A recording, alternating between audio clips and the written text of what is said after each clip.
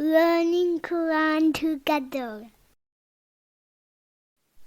بسم اللہ الحمدللہ والصلاۃ والسلام علی رسول اللہ۔ سورہ البقرہ آیت نمبر 29۔ هو الذی خلق لکم ما فی الارض جمیعا ثم استوی الی السماء فسواہن سبع سماوات وہو بکل شیء علیم۔ هو الذی وہی ہے جس نے خلق پیدا کیا لکم تمہارے لیے، ما فی الارض جو کچھ زمین میں ہے، جمیعا سب کا سب۔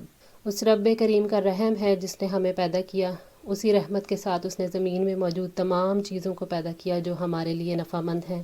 اللہ تعالیٰ نے تمام چیزوں کو ہمارے فائدے کے لیے بنایا۔ یہ اس کا رحم و کرم ہے کہ اس نے ہمیں بری اور حرام چیزوں سے منع کیا تاکہ ہم پاک اور صاف ستھری زندگی گزار سکیں۔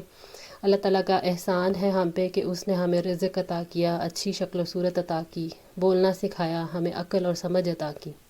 اللہ تعالیٰ سورہ فصلت آیت 10 میں فرماتے ہیں وَقَدَّرَ فِيهَا أَقْوَاتَهَا فِي أَرْبَعَةِ أَيَّامٍ، اور اس نے اس کی غذائیں اندازے سے رکھ دیں 4 دنوں میں۔ ثُمَّ اسْتَوَىٰ، پھر وہ متوجہ ہوا إِلَى السَّمَاءِ، آسمان کی طرف، فَسَوَّاهُنَّ، پس اس نے درست کر کے بنایا انہیں، سبع سماوات، 7 آسمان۔ زمین کی تخلیق کرنے کے بعد اللہ تعالیٰ آسمان کی طرف متوجہ ہوئے اور اسے درست کر کے مضبوط بنایا۔ اللہ تعالیٰ نے 7 آسمان بنائے۔ آسمان کا اپنا ایک مادی وجود ہے، محض بلندی کو آسمان نہیں کہا گیا۔ حدیث کے مطابق 2 آسمانوں کے درمیان 500 سال کی مسافت ہے۔ اللہ تعالیٰ کا عرش ان 7 آسمانوں کے اوپر ہے اور ہمیں ان پر، اللہ تعالیٰ کے عرش اور آسمانوں پر بالکل ہمیں ایمان رکھنا ضروری ہے۔ وَهُوَ، اور وہ، بِكُلِّ، ہر، شیء، چیز کا، علیمًا، خوب علم رکھنے والا ہے۔ یعنی اللہ تعالیٰ ہر چیز کا مکمل علم رکھنے والا ہے۔ ساری مخلوقات کو پیدا کرنا اللہ تعالیٰ کے علم اور حکمت کی دلیل ہے۔ اللہ تعالیٰ نے قرآن پاک میں بے شمار جگہوں پر اپنے علم و حکمت کے بارے میں ارشاد فرمایا۔ جیسے سورہ الحدید کی آیت نمبر 4 میں اللہ تعالیٰ فرماتا ہے کہ وہ جانتا ہے جو زمین کے اندر داخل ہوتا ہے اور جو اس سے نکلتا ہے، اور جو آسمان سے اترتا ہے اور جو اس میں چڑھتا ہے۔ پھر اسی طرح سورہ نحل کی آیت نمبر 19 میں اللہ تعالیٰ فرماتے ہیں وَاللَّهُ يَعْلَمُ مَا تُسِرُّونَ وَمَا تُعْلِنُونَ، اور اللہ جانتا ہے جو کچھ تم چھپاتے ہو اور جو بھی تم ظاہر کرتے ہو۔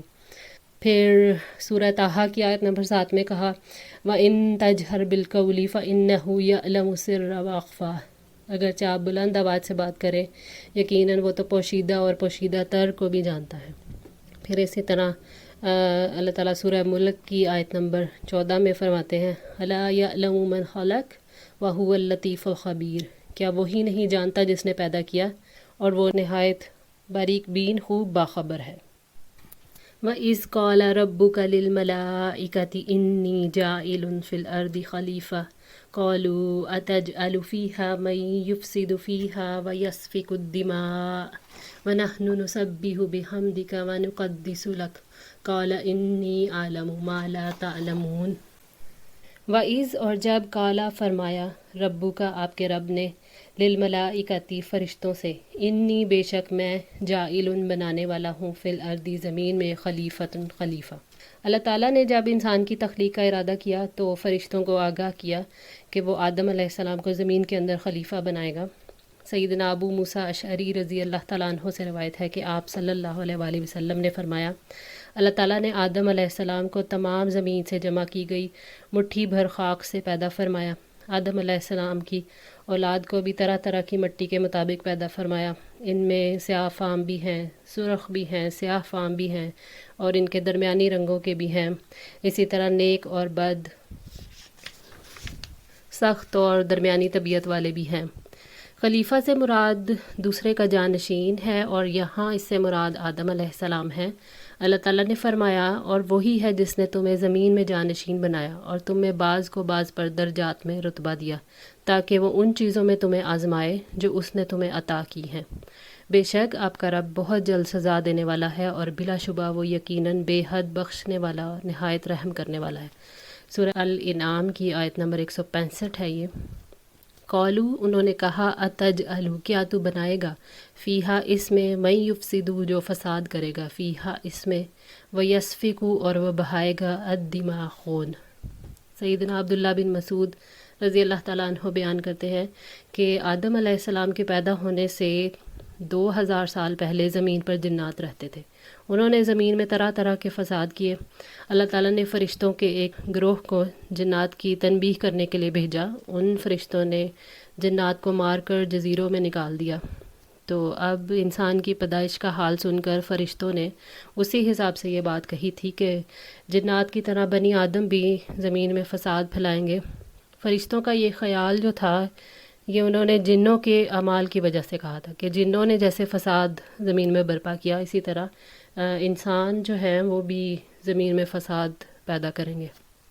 مَن یفسد فیہا یعنی گناہ کر کے زمین میں فساد پھیلائیں گے، اور وَیَسْفِکُ الدِّمَاء یعنی قتل کر کے زمین میں فساد کریں گے۔ یعنی شرک اور کفر فساد فی الارض ہے، اور پھر اسی کی وجہ سے باقی فسادات بھی پیدا ہوتے ہیں۔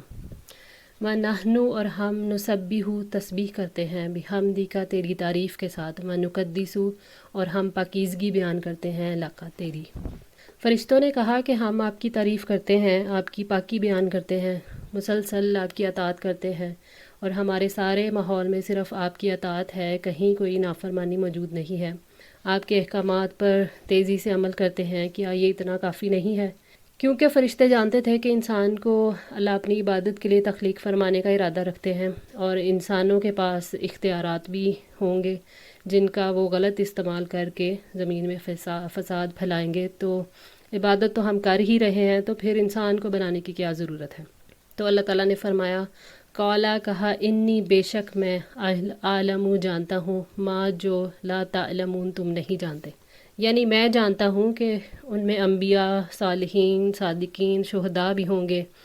تو اس سے یہ پتہ بھی چلتا ہے کہ فرشتوں کو بھی غیب کا علم نہیں ہے، کیونکہ ان کی بات جو ہے وہ صرف گمان پر مبنی تھی کہ جیسے جنوں نے فساد کیا ویسے ہی انسان بھی زمین میں فساد کریں گے۔ تو اللہ تعالیٰ نے فرمایا، انی عالم، میں جانتا ہوں کہ یہ خلیفہ کون ہے، ان کے ظاہر اور باطن کو جانتا ہوں، اور ان میں ایسے لوگ آئیں گے جو زمین میں اصلاح کرنے والے ہوں گے، لیکن تم یہ سب نہیں جانتے۔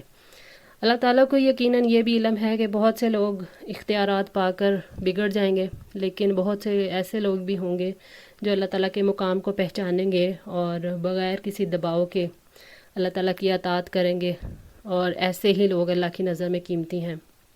وَعَلَّمَ آدَمَ الْأَسْمَاءَ كُلَّهَا ثُمَّ عَرَضَهُمْ عَلَى الْمَلَائِكَةِ فَقَالَ أَنبِئُونِي بِأَسْمَاءِ هَؤُلَاءِ إِن كُنتُمْ صَادِقِينَ۔